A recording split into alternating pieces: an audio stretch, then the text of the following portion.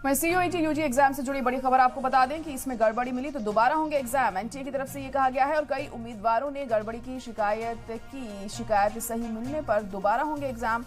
15-19 जुलाई के बीच हो सकते हैं एग्जाम। एनटीए की तरफ से यह खबर सामने आ रही है। सीयूईटी यूजी एग्जाम को लेकर इस वक्त की अहम खबर, गड़बड़ी मिली तो दोबारा एग्जाम कराए जाएंगे, ये एनटीए ने कहा है।